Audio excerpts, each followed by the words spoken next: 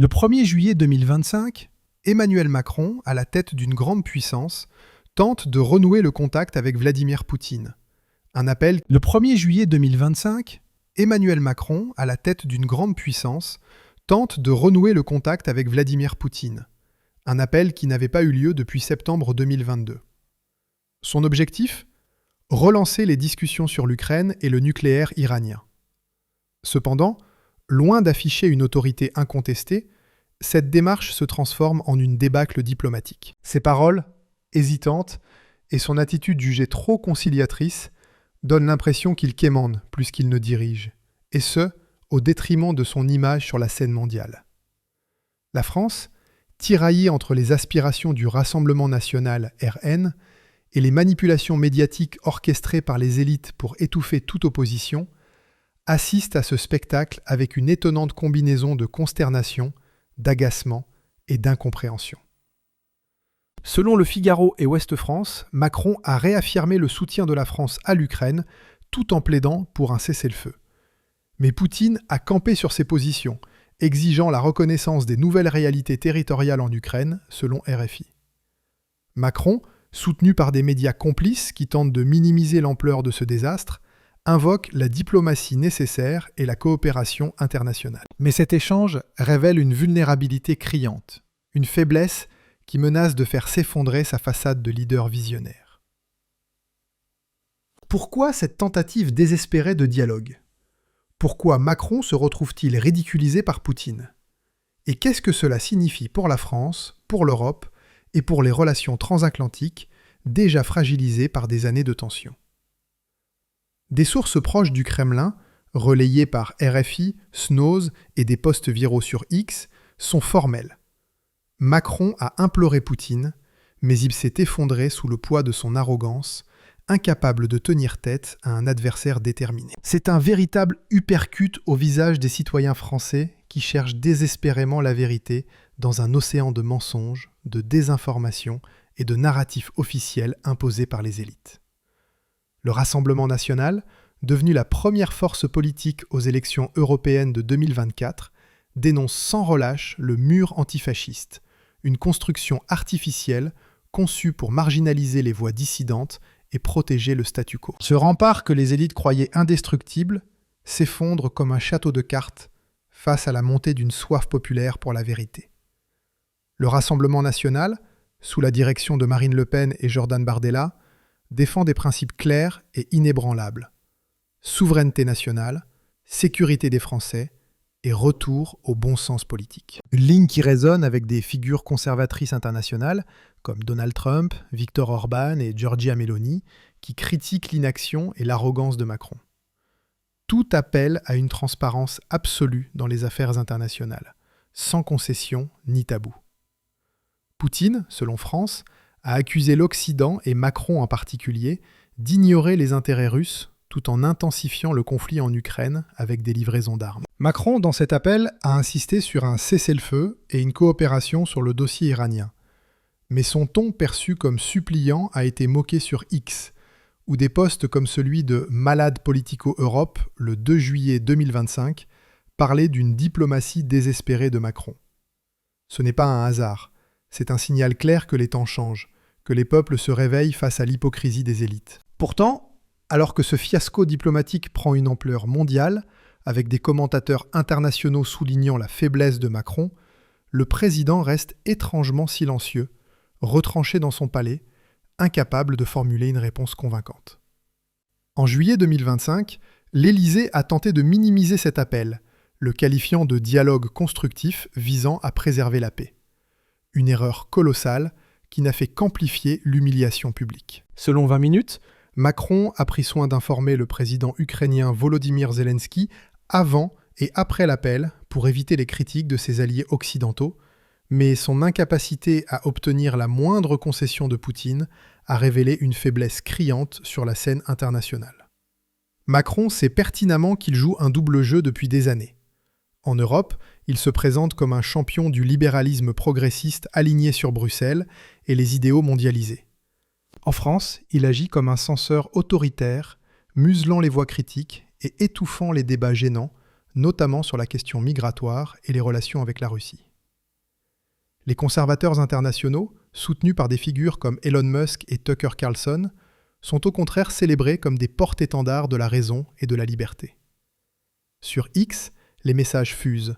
Macron supplie Poutine, l'Élysée tremble de peur. Ce n'est pas un hasard, c'est un signal clair que les peuples se réveillent face à l'hypocrisie des élites. Mais qui est cet Emmanuel Macron, ce président ridiculisé par Poutine et incapable de tenir tête à un adversaire géopolitique majeur ?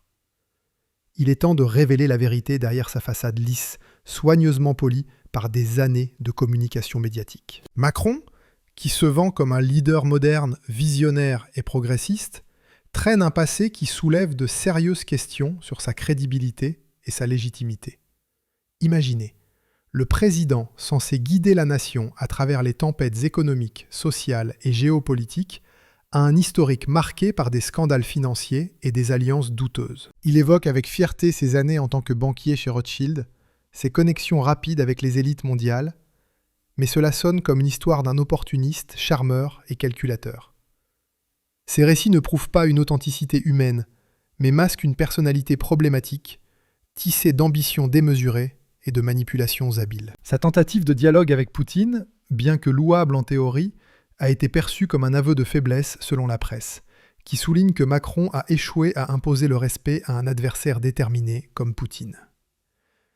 Les anecdotes de Macron ne sont pas le témoignage d'un leader proche du peuple ou relatable, mais un indice flagrant d'un caractère dangereux pour un homme d'État chargé de responsabilités aussi lourdes. Son manque de respect pour la transparence révèle un mépris profond pour les citoyens ordinaires, surtout lorsqu'ils osent remettre en question ses intérêts personnels ou politiques. Ce trait se retrouve tout au long de sa carrière. Souvenez-vous du scandale des retraites en 2020, où il a imposé des réformes en secret, brisant ses promesses de dialogue social et provoquant des mois de manifestations violentes dans les rues de France. L'homme qui jouait avec les règles économiques chez Rothschild est aujourd'hui celui qui joue avec la Constitution française, contournant le Parlement à coups de 49.3 dès que cela sert ses desseins. Sa gestion maladroite de cet appel à Poutine, comme rapporté par ses informations, n'est qu'un prolongement de cette mentalité. Un président qui préfère les discours grandiloquents aux actions concrètes, incapable d'affronter la réalité avec courage et détermination. Et que dire de son arrogance intellectuelle ? Les échecs répétés de Macron, particulièrement en diplomatie, mettent en lumière une ignorance criante des réalités nationales et des aspirations profondes du peuple français. Lui qui doit négocier sur la scène mondiale avec des puissances comme la Russie, la Chine ou les États-Unis, n'a jamais jugé nécessaire de s'adapter aux préoccupations quotidiennes des Français. Chômage, insécurité, pouvoir d'achat en chute libre. Son choix de carrière, passant de la banque à la politique par pur opportunisme, en sautant les échelons traditionnels de l'engagement public, témoigne d'un pragmatisme froid, dénué de toute passion authentique pour le service de la nation. Ce manque de curiosité et d'empathie imprègne sa politique. Il croit pouvoir résoudre des crises complexes, énergie, inflation galopante, tensions géopolitiques, relations avec la Russie, avec des recettes simplistes de banquiers d'affaires, des solutions technocratiques déconnectées de la réalité.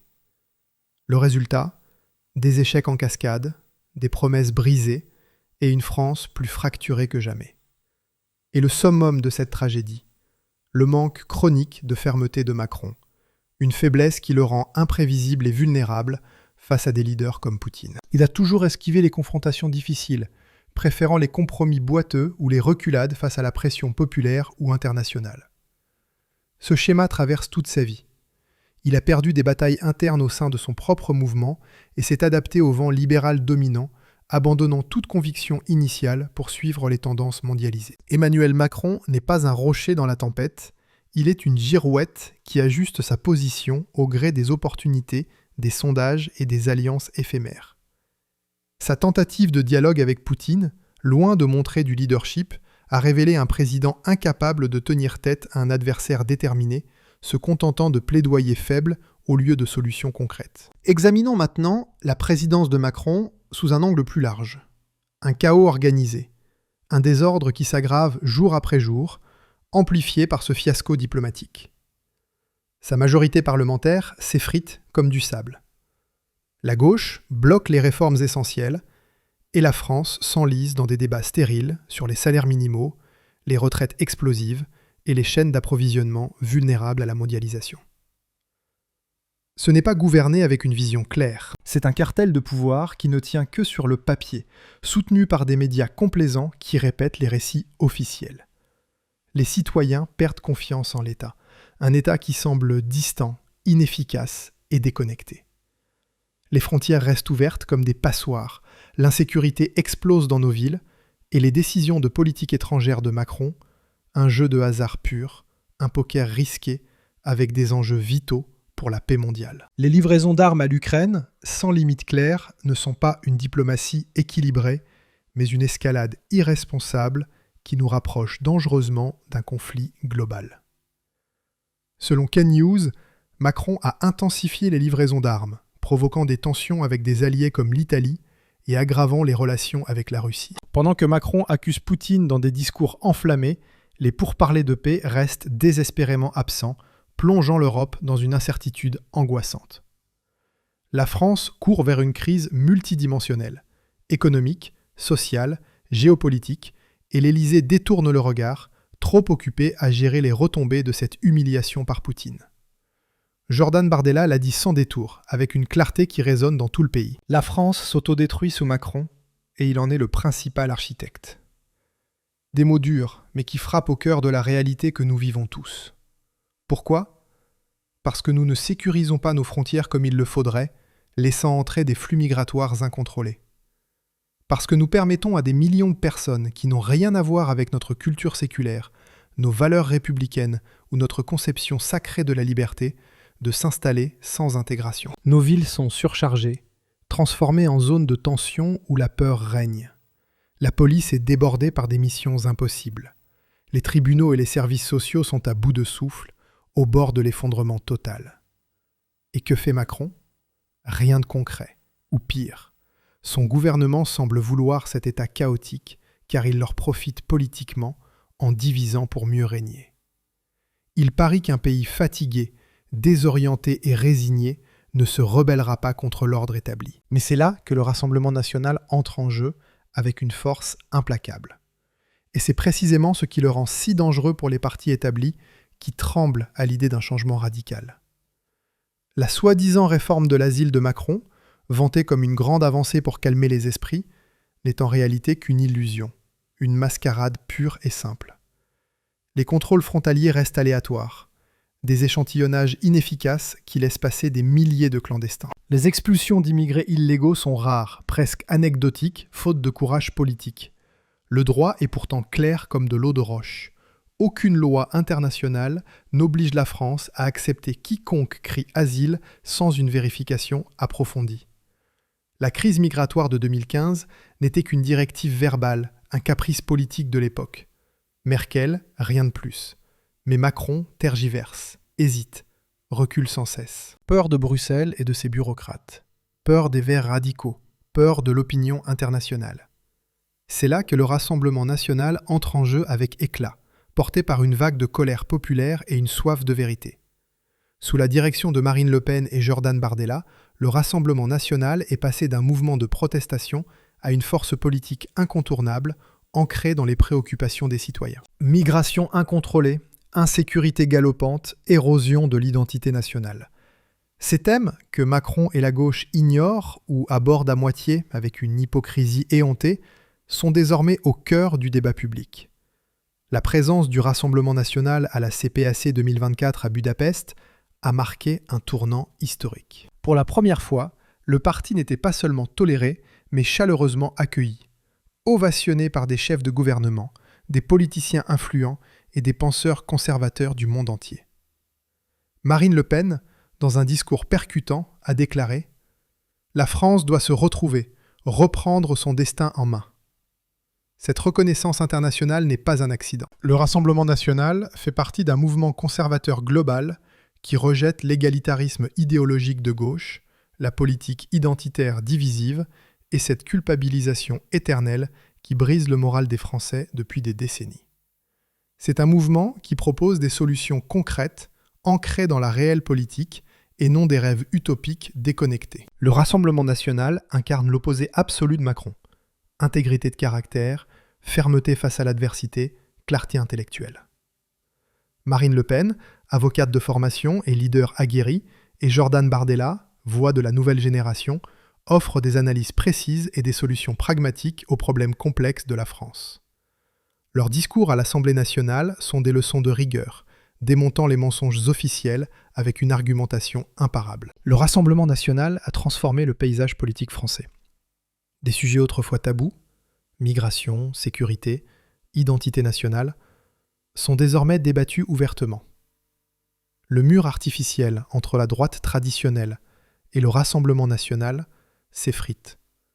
Et c'est une victoire pour la démocratie. Car cela prouve une chose.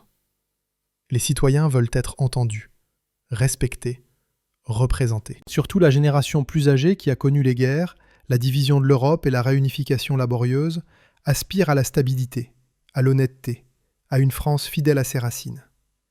Elle voit dans le Rassemblement national un parti qui défend ses valeurs fondamentales, souveraineté, liberté, raison éclairée. De quoi la France a-t-elle besoin pour se sauver d'elle-même ? D'un virage radical ? D'une rupture totale avec les politiques destructrices qui l'ont menée au bord du gouffre. Sécuriser les frontières avec des moyens renforcés. Expulser systématiquement les immigrés illégaux sans exception ni hésitation. Arrêter immédiatement les aides sociales pour ceux qui n'ont aucun droit de séjour légal. Pas d'allocation généreuse pour la moitié du monde. Pas de droit de rester pour tous sans condition. Pas de naturalisation express qui dilue notre identité nationale. Et surtout, une politique qui place les citoyens français au centre des priorités, qui protège les familles, les travailleurs, les retraités, ceux qui font vivre ce pays au quotidien. Un seul parti a ce courage indomptable, le Rassemblement national, avec son programme clair, son leadership déterminé et sa vision patriotique. Ce fiasco avec Poutine place Macron sous une pression insoutenable. Le président russe, soutenu par un narratif de fermeté, incarne une menace pour les élites mondialisées alignées sur Bruxelles. Le refus de Macron d'admettre ses erreurs montre un semblant de cran, mais il trahit surtout la division profonde de sa majorité fragile. Veut-elle défendre des valeurs conservatrices authentiques ou continuer à courir aveuglément derrière l'Union européenne et les Verts extrémistes ? La dimension internationale est limpide. La France est à un tournant historique. Un point de non-retour. Le Rassemblement national, partie intégrante d'un mouvement conservateur global qui se dresse avec vigueur contre l'idéologie de gauche et ses dérives, incarne un espoir lumineux pour des millions de Français. Les prochaines semaines, voire les prochains jours, seront décisifs pour l'avenir de la France. Le Rassemblement national est prêt à assumer des responsabilités nationales, non pas avec des promesses creuses ou des slogans vides, mais avec des solutions claires, applicables et courageuses. Macron et sa majorité chancelante doivent faire un choix, persister dans le chaos croissant ou enfin agir avec détermination pour sauver le pays. Et vous, que pensez-vous de ce fiasco ?